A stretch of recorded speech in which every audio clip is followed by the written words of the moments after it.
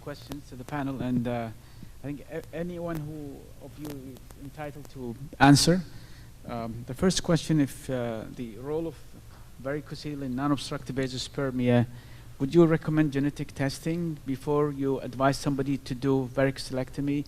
Or we're talking about palpable varicoceles in non-obstructive azoospermia. Should we do genetic testing before? Obviously, most people will advocate. Do you think varicocele has any role in these group of patients? And if somebody has Klinefelter syndrome with varicocele, would you advocate treating the varicoceles? They have very big varicoceles in a Klinefelter patient. I mean, I'll let Lillian obviously talk about the genetics, but just on the clinical side, grade 3 varicoceles, within NOA, I never used to, but I am tending to repair them prior to offering them a sperm retrieval, because you want to just optimize the environment for them. So we all know that varicoceles will impair, sperm parameters. So I don't think you're not going to lose anything by repairing it. If it's subclinical, I probably won't bother, but big ones, I definitely would. If it's a Klinefelter syndrome, you're planning for microdissection, I probably wouldn't. The place where I would repair varicocele is idiopathic non-obstructive azoospermia, when there's no cause, no cryptorchidism, no post-chemotherapy, not Klinefelters, not AZFC microdeletion. In idiopathic non-obstructive azoospermia, I think for you to attribute the varicocele to maybe sperm production is reasonable. But if they have a known cause for non-obstructive azoospermia, then even if it is grade 3, I will not fix it. And the first question that you asked is very important. I've made the mistakes. Varicocele azoospermia, I think you should absolutely do genetic testing, obstructive or non-obstructive. If you're determining the cause, we'll talk about that tomorrow. I think you have to do genetic testing before you take them to the or even for just varicocele repair. Again, if the varicocele repair is not for pain and it is being done for fertility reasons, you have to make sure that you do genetic testing. Dr. Shah, you have any? Yes, Doctor. Well, I agree with that, because it doesn't mean that having a varicocele is not also genetically affected. They are two completed situations. So whenever you know what the genetic origin is, then you had to know. But if you have an SSA deletion and you have a varicocele, you're not going to go in procedure, because it doesn't make any sense if you're going for genetic or for fertility reasons. So both, probably I'm biased a little bit, but genetic testing, it should be the first step, and also in diagnosis, to see if you can help this patient. Okay, and non-obstructive azoospermic patients with low testosterone who's quite symptomatic. I had a case like that, came to me with erectile dysfunction, and he's seeking fertility. He did genetic testing, normal, he has low testosterone, and he was told by a doctor to take testosterone. Would you not give him testosterone before TZ, or what was your management approach? He's quite symptomatic from sexual symptoms. I had a patient. Yeah, I mean, if someone's trying to preserve their fertility, I definitely don't give them exogenous testosterone replacement. I think if he feels symptomatic and is hypogonadal, you can manipulate it. You can try them on anti-estrogens, for instance, and see if they've got a symptomatic response, because they'll artificially elevate their testosterone. But if he's trying to preserve fertility, then you don't want to put them on long-term testosterone replacement, because they'll become azoospermic eventually. So I'd give them a trial of probably an anti-estrogen for a while, see if there's a response. Then if he wants to continue it, you offer him, well, have you completed your family, yes or no? If he's adamant he wants testosterone replacement, I offer them sperm banking, so that if in the future there's an issue with their fertility, they've got sperm already banked. I think the question that you're asking is, should we be doing the varicocele repair to increase serum testosterone, and hopefully that increase in serum testosterone will fix his erectile function? No, that patient had no varicocele. That's another patient. Oh, different patient. Yeah. We are biased. Yeah. What I know from our urologist, but I'm the embryologist, so I hope I'm going to say it right, is that whenever you are going to give external testosterone, of course, is to help this patient during his life. But whenever they're reaching for fertility, then you stop testosterone, because external testosterone is going to decrease the internal produce in the testes of the latent cells. And whenever you are going to reduce the production of internal testosterone in the latent cells in the testicular environment, you are going to decrease the chances to have sperm. So this different to other secondary characteristics will be resulted by testosterone. So we have to be aware which kind of testosterone and why it's were given to help this patient with his life and muscles and etc., or for sperm production. And in that way, we stop for at least 3 months, and then we start with testicular biopsy. I totally agree with what have been said. I would just add, if this patient also would like something to prompt him further, I'd give injectable gonadotropin like HCG. Okay. But as long as he's still seeking fertility, exogenous testosterone is contraindicated. Yeah. The last case is actually a real case. Non-obstructive azoospermia who came to me, I examined him, he has testicular tumor. He was shocked when I told him. I did an ultrasound. His tumor markers were normal, and now he's in front of you. So how do you approach, obviously you'll tell him orchiectomy, but how you approach his fertility issues? Would you do semen analysis? I mean, he's azoospermic multiple times. His hormones are normal. Would you biopsy that ex vivo biopsy, the normal contralateral side, TZ at the same time? How do you approach that? So we have a very nice video in fertility and sterility this month in a patient who came in with solitary testis and testis tumor and wanted to get married and hadn't preserved any sperm with non-obstructive azoospermia. So you basically remove the testis, and then on the back bench, you can bivalve the testis, take the tumor out, or basically do a microtesy at that point. And basically, we found sperm, and so very nice video. But yes, ex vivo. Yeah, I mean, it's interesting because we get quite a lot of these now, either solitary testicles with a tumor in it, bilateral tumors, or an atrophic testicle with a tumor in it and the azoospermic. And I agree with Ranjit, you offer them a microtesy on table, but you can also look at the volume of the tumor. Now, if you look at the German testicular tumor group, if you have a growth which is less than 2 centimeters, 80% of them are going to be benign. So you can actually do testes preserving surgery on these individuals. So if it comes back benign, then at least you've preserved it. Obviously, offer them sperm banking, if you can, with all of these. But if there's adjacent ITGCN, then you can still preserve the testicle, because one of the options would be to give them radiotherapy. So it really depends on the size of the tumor that you found, because obviously infertility is a risk factor for testicular tumor. But if it's a large one, then you've got no choice but just to look at the normal parenchyma in the testicle, retrieve that under the microscope and check if there's any sperm there. And more often than not, you'll get it. You will probably find some. I'm sorry if I'm taking the time of the audience questions. Anybody's just one last case for them. These are real cases. Bilateral, 30-year-old bilateral undescended testis. He underwent one attempt of orchidopexy. They could not bring the testicle down. Non-obstructive azoospermia. He's hypogonadal, low testosterone, high FSH, LH, and he's there. What do you tell him his chances of bilateral? Yes, both testicles are high. One side was attempted, the other side was small. The sizes are small, and microtesy in situ, in inguinal area, it was like mid-inguinal.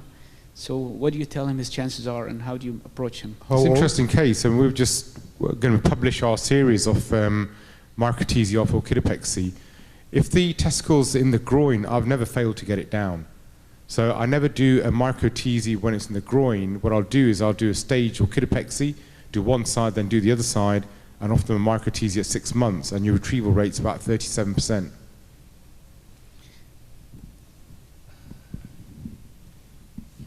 From our experience back in the university, almost always all the patients with bilateral undescended testis who failed orchidopexy, they have a 0 retrieval. I do microtesy on site in the groin, because obviously I cannot bring it down Otherwise, it will be rotten from the first surgery. They have a short cord. So I do it on site, and almost always it's negative. But that's undescended bilateral. Just a sort of technical tip. We've done a few of these now, and you're right, sometimes it's very difficult to bring them down. The way to do it is you need to go intracorporeal and you need to mobilize the testicular vessels all the way up to the renal hilum. You'll then get enough length, and then you bring the testicle down if you can't get it down from the inguinal region. I think it's fairly pointless doing a microtesi when it's in the groin. You're not going to get any sperm because it's in the wrong environment. The temperature's not right, and if it's been there all his life, you're not going to get anything. You might want to do it just to prove to the patient there's no sperm, but if you want to genuinely try and see if you do get sperm, it really needs to be brought down into the scrotum, left there for about a couple of sperm cycles, so leave it for 6 months, and then go back and do a microtesi. So orchopexy after puberty? Orchopexy? Yeah, these are adult patients. So we get a lot of them because we've got a lot of migrants from Eastern Europe that have been missed during pediatric screening. So they come to us as adults with inguinal testicles, and they're the ones that we're brought down. So we've got a paper coming out just publishing our series. And what is your success rate? 37%. Okay, interesting. Dr. Ali, you have a question? I have actually two questions. The first one is, I want your input about doing a redo for microtesting. I know like papers say something else, but I want your personal experience because I'm kind of skeptical about doing it for my own patients. It depends on what the first microtesi was. If I have done it and I found sperm, then I offer them redo microtesi. No, I mean they didn't find the first one here. If it's been done elsewhere, read the operative report closely. People always say it's a microtesi, but they may not have done a microtesi. If the operative room start time and stop time was within 1 hour, then you know they probably didn't explore the entire testis. See if it was done both sides, or if it was only one side, so you can start on the other side. Unless it was a thorough dissection, they had spent enough time sampling all regions of both testes, then offer them the second time. Just another tip is, if they've done the microtesi properly the first time, they would have taken a biopsy, have a look at the Johnson score and see which one's got a better Johnson score, and do that one first as well, so that you look at the histology of the original operation that was done. So go for the higher Johnson score and the better volume testicle. So, but yeah, I mean, we do redos all the time. And part of the reason we do it as well, which I think I'll be interested to see what Ranjit thinks about cases where we've taken the biopsy, the pathologist has seen sperm in the biopsy, but the embryologist hasn't found any sperm in the sample. What would you do in that situation? Take pictures. That's just a bad embryology lab. I mean, you just had to look further and harder. I mean, that's no excuse. I've had a case where this happened twice in the same patient. Well, So- sometimes I present just one of my last slides where it's also gone. Oh my God. We send the samples to the pathology lab, and we do the screening of the cytology with the. It is run out of battery. It's the end of the day. Everything's run out of battery. And sometimes we have discrepancies between what pathologists see, what we see, and we see on the wet lab. And whenever we have discrepancy, it's because you cannot see absolutely every cell in the whole biopsy. Not pathology, not a lab, not the technician. So whenever you have in one of the three ones discrepancy, then and you have a negative part, you can also go and do a second one. The chances are going to be low. It's not going to be like a fresh one, but you are going to have possibility to find. What our experience also is whenever we have a testicular biopsy, we use all 3 or 4 straws and we finish our third cycle, and the patients want to go for 4th cycle. So 3-4 years later, if we do a new biopsy, many times we find a completely certolsan only. So it depends also on the ages. Sometimes you have fibrotic testes or having atrophy, and then if you start together with the women is going to start a complete cycle having no sperm at all. So be aware how the pathology or how the test biopsy was the first time and how it's going to develop. I'll just add. Actually, the evidence is more stronger with a redo micro-TZ to induce them with hormonal manipulation and antioxidant therapy for 3 to 6 months before you do it again. And in most of the time, we'll get sperms in 20 to 30% of the time. 20 to 30, not only for standard failure, but even in patient post-chemotherapy or if in Klinefelter syndrome. If they still have a good chance. If their hormone profile allow to be stimulated, but if they're already maximized with the stimulation, then you just wait and do it again. That's right, yes. Another question to Dr. Lillian. Have you worked with spermatid, either elongated or round? No. Probably I'm too much a biologist. I talk a lot less with the patients, so I'm not biased about their feelings, and that is a good thing. All the literature which I know about injecting around spermative or elongated, not complete, is that the chances of having bad sperm with abnormal epigenetic is very high. So you are going to have probably fertilization, but the chance of pregnancy is too low and too risky. So I decided not to do. Okay, thank you very much. What about the last question? We have 1 minute. Yeah. In like previously, you found sperms in a non-obstructive azoospermia and they were poor motility and they failed, and they come to you.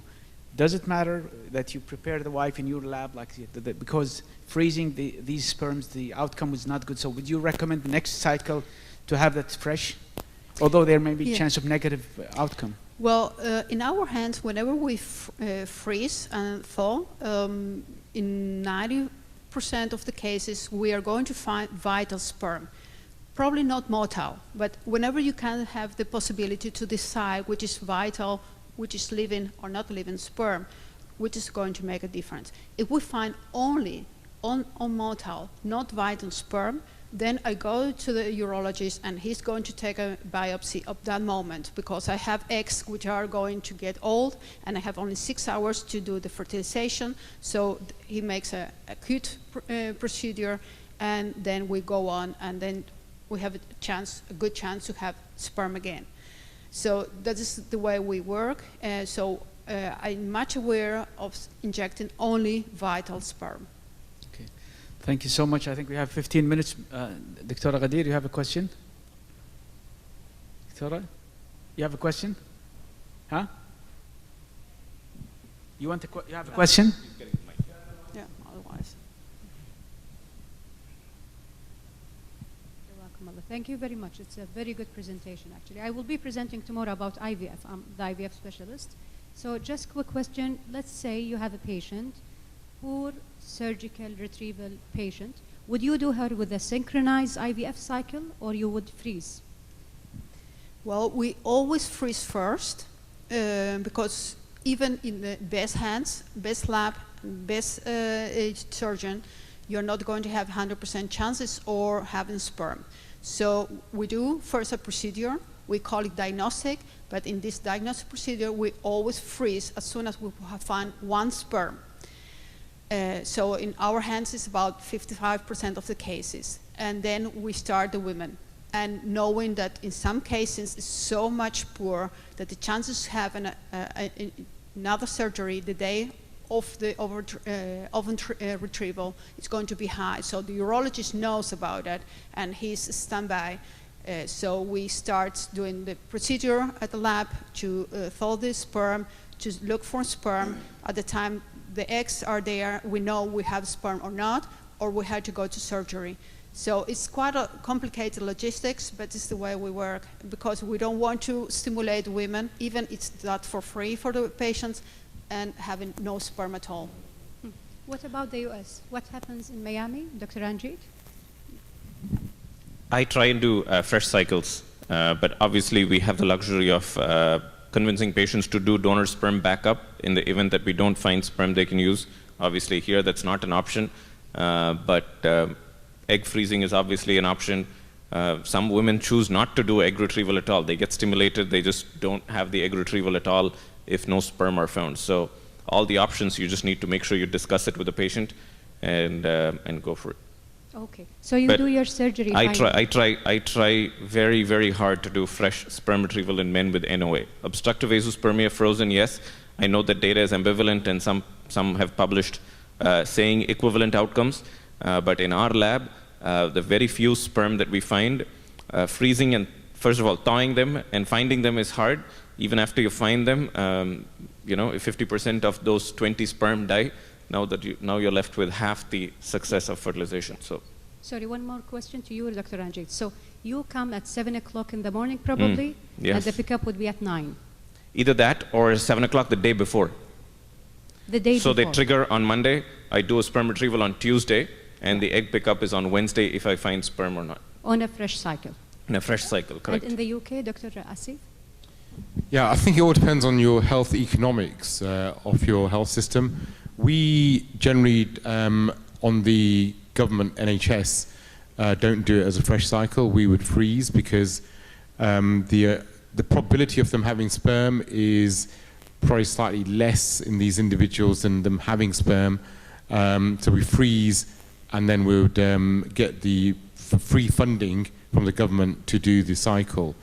On a private basis, we give them the option, and if they are eligible for donor backup, then I'll do what Ranjit does, do it as a fresh. But then again, it also depends on the etiology. So if we know that it's a Klinefelter's, or it's something post-chemotherapy where the retrieval rate's a bit lower, we would say to them, well, rather than stimulating the female, you can just see if you've got sperm and then do the cycle later. So I don't know whether it's any sort of real right or wrong answer. I think it really depends on how your setup is in terms of fertility management in that particular country. Yeah. And in Saudi, what happens in Saudi? دكتور صالح تسألك Dr. Saleh. في non-obstructive azoospermia. So surgical sperm retrieval, For fresh IVF, or? Yeah, for non-obstructive azoospermia, I go for fresh retrieval, especially if there is a previous history of failure. Yeah. Okay. Thank you. Thank you so much. We have, I think, 10 minutes break, and then we'll have the final session by Dr. Saleh. I hope everybody will be there.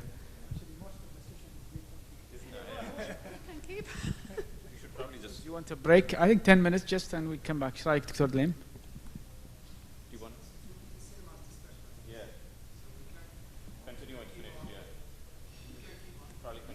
Okay. As Dr. Shah suggested.